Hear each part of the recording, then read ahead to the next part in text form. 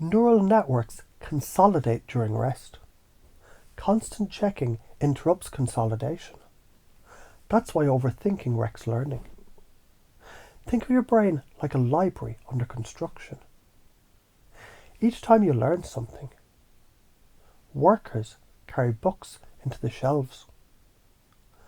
But if you keep barging in every 5 minutes shouting, "Where's my book? Did you file it yet?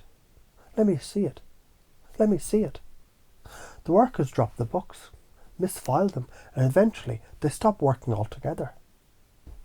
Overthinking is you storming into the library, while the librarians are trying to do their quiet magic. So the command here is simple. Step the fuck back. Let the librarians work. Trust the filing system. Or imagine baking a cake. You mix the batter, you put it in the oven, and then you wait. You didn't open the door every 2 minutes because you're impatient. Do that and the cake collapses. That's overthinking. But when you leave it alone, the cake rises golden, perfect. And the truth, you already know how to do this. You've baked before. You've planted seeds before. You've fallen asleep confused and woke up with clarity before. That's your proof that you can trust this process. So why is it important? Because if you don't, you'll drown in noise. You'll kill your own progress. You'll be that dumbass who digs up seeds to check if they're growing. And the consequence, burnout, forgetting, anxiety spirals, broken confidence. It's karmic math. You reap the chaos you sow. But if you do, you absorb faster than others. You speak smoother because the words settle. You perform sharper because the skills lock in. You solve problems while walking, showering, laughing because you're unconscious. It's working while you're not.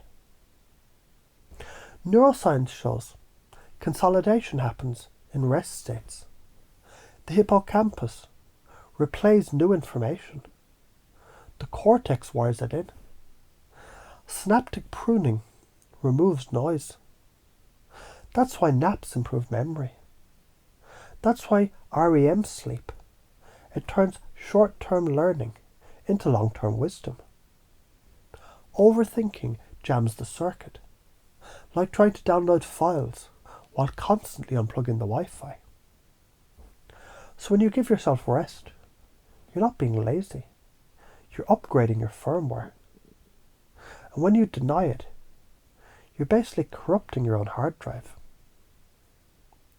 A warrior trains with the sword all morning. In the afternoon, he rests under a tree. His rival mocks him. "Lazy fool, why aren't you training?" But when battle comes, the resting warrior strikes clean and fast, while the rival's blade wobbles with exhaustion. The pause is part of the fight. If I stop, I'll forget. No. If you never stop, you'll never remember. Rest is wasted time. Rest is the only time your brain is actually storing what you work so hard for. I'll fall behind if I relax. No. You'll sprint ahead, because others, they're sabotaging themselves by grinding non-stop. People will judge me for pausing. They'll judge you either way.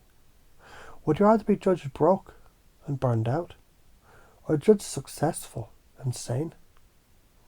How do you already do it? When you tie your shoes, you don't check each knot. You trust it holds. When you heal from a cut, you don't peel the scab every hour. You let the body work. When you change your phone, you don't yank the cord every 30 seconds. You leave it alone. You already know the law. Things consolidate in stillness. Now extend that law to learning, relationships, creativity. New ways to do it. Instead of rereading the same line 20 times, Read once, then go for a walk. Instead of rehearsing a conversation endlessly, practice once, then sleep. Instead of grinding at the gym daily, lift heavy, then give your muscles the holy pause to rebuild. What happens if you don't? You look busy, but stay stuck. You'll confuse effort with progress. You live like a hamster on a wheel, burning calories, going nowhere. What happens if you do? You'll grow exponentially. You'll outpace others without even looking like you're trying. You'll live in flow, effortless mastery, spontaneous insight, deep calm. Here's the deal. If you keep poking at the wound, it won't heal. If you keep shaking the jar, the water never clears. If you keep shouting at the soil, the seed doesn't sprout. This isn't about trying harder. It's about getting out of your own way. Because life rewards those who respect the pause. Ignore it, and life slaps you down. Honour it, and life hands you mastery on a silver platter. Notice how all this bends your brain a little. That's on purpose. Confusion cracks the door open, so new wiring can slip in. That's how hypnosis works. That's how learning works. That's how belief shifts. The top patterns that keep us stuck. Overthinking every decision. Micromanaging every detail. Refusing to rest because of guilt. Equating effort with worth. These need interrupting. You interrupt them by trusting consolidation.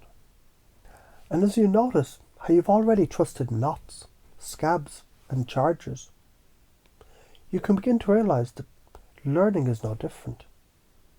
And the more you step back, the more it settles in. And the more it settles in, the less you need to push.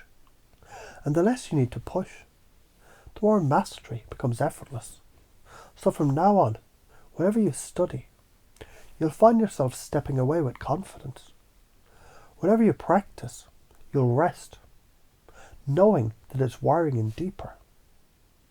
Whenever you're tempted to overthink, you'll smile, breathe, and let the cement set. Neural networks consolidate during rest.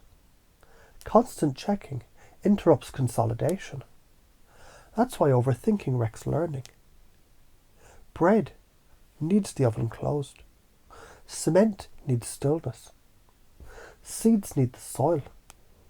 Your brain needs the pause. Respect it and your life compounds. Disrespect it and your life collapses. Now choose. Do you want to be the fool who digs up seeds, or the master who trusts the harvest?